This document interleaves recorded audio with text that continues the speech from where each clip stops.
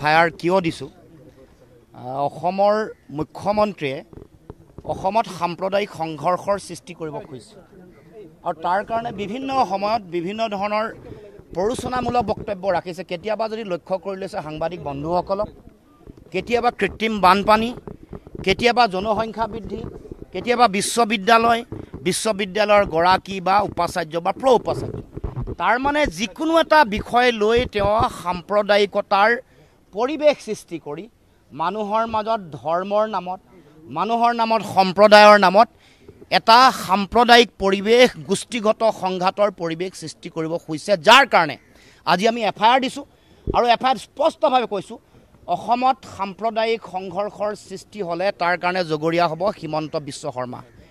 আৰু এই যে সাম্প্ৰদায়িক পৰিৱেশ সৃষ্টি কৰিব খুজিছে, বিভিন্ন ধৰণৰ ঘটনা পৰিঘটনাৰ কথা কৈছোঁ আৰু কৈছোঁ যে এইবোৰৰ যোগেদি তেওঁ মানুহক প্ৰৰোচিত কৰিছে, বিভিন্ন গোষ্ঠীক তেওঁ বিভিন্ন ধৰণে বিভাজনৰ ৰাজনীতিৰ মাজলৈ ঠেলি দিব খুজিছে।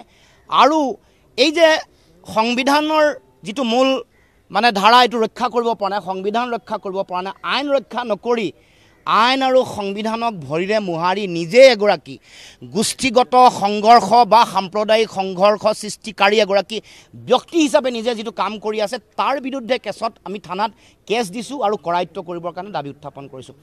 অসমত যি বাতাবৰণ সৃষ্টি হৈছে, সাম্প্ৰদায়িক সংঘৰ্ষৰ যি বাতাবৰণ সৃষ্টি হৈছে, তাৰ মূলতে মুখ্যমন্ত্ৰীগৰাকীয়ে কৰা এই মন্তব্যসমূহ নেকি? যে মুখ্যমন্ত্ৰীয়ে কৰা এই মন্তব্য আৰু শেহতীয়াকৈ তেওঁ বেলেগ বেলেগ মানুহ ব্যৱহাৰ কৰিছে।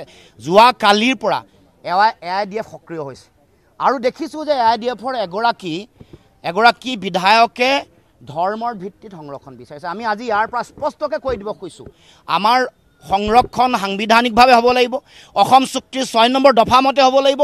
এই ধৰ্মৰ নামত যিটো সংৰক্ষণৰ তেওঁলোকে চিন্তা চৰ্চা কৰিছে, আমি এইটো তীব্ৰ বিৰোধী আৰু এইটোৰ যোগেদি হিমন্ত বিশ্ব শৰ্মাই তেওঁৰ বেলেগ বেলেগ যিবোৰ এজেণ্ট এইবোৰ ব্যৱহাৰ কৰা আৰম্ভ কৰিছে। যোৱাকালি AIDFে তেওঁলোকে প্ৰতিবাদ কৰিছে আৰু মুখ্যমন্ত্ৰীয়ে নিজে কৈছে যে আটাইতকৈ যদি মুখ্যমন্ত্ৰীয়ে দুখ পাইছে ধুবুৰী সমষ্টিত বদৰুদ্দিন আজমল পৰাজিত হোৱাৰ পিছত, আৰু সেইকাৰণে এতিয়া তেওঁলোকে তেওঁলোকৰ এজেণ্টসমূহক ব্যৱহাৰ কৰি সাম্প্ৰদায়িক সংঘৰ্ষ সৃষ্টি কৰিবৰ কাৰণে উঠি পৰি লাগিছে।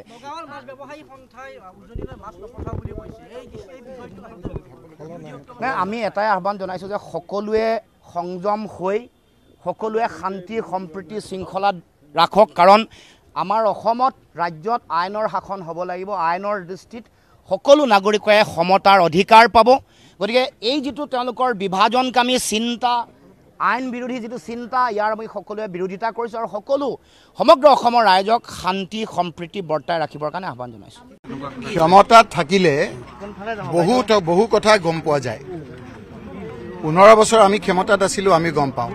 মুখ্যমন্ত্ৰী ডাঙৰীয়াই গম পাইছে যে যিকোনো মুহূৰ্তত তেওঁ চৰকাৰ ভাঙিব পাৰে, সেইকাৰণে তেওঁ অসংলগ্ন কথাৰে এক অস্থিৰ পৰিৱেশৰ সৃষ্টি কৰি এই চৰকাৰখন বৰ্তাই ৰখাৰ এক চেষ্টা কৰিছে। আৰু আপোনালোকৰ উপস্থিতি আজিও দেখিছোঁ, সাংবাদিক ভৰি পৰিছে।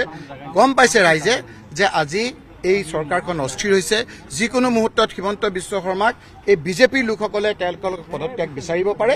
বিজেপিৰ ভিতৰতে তেওঁ অপ্ৰিয় হৈ গৈছে আৰু সেইকাৰণে তেওঁ আজি এই ধৰণে অসংলগ্ন কথা বতৰা আৰম্ভ কৰিছে। আপোনালোকে গম পায়, যোৱা 24 তাৰিখৰ নিশা বিজেপিৰ জিলা সভাপতি ময়ূৰূপ বৰগোহাঁয়ে মুখ্যমন্ত্ৰীৰ এটা ছিগনেচাৰ প্ৰজেক্টৰ 10 কোটি টকাৰ কাম চৰাইদেউ পুলিচ জিলাৰ লেঙিবৰ গাঁও পঞ্চায়তত কৰি আছিল।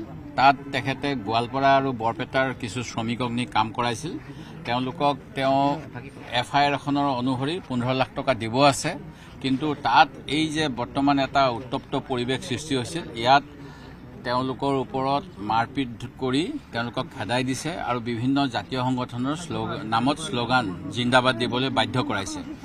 এই কথাখিনিৰ আতংকিত হৈ তেখেতসকলে বৰপেটালৈ গৈ তাত মেডিকেল কৰাৰ পিছত থানাত গোচৰ দিব বিচাৰিছিল। পুলিচে গোচৰ লোৱা নাছিল।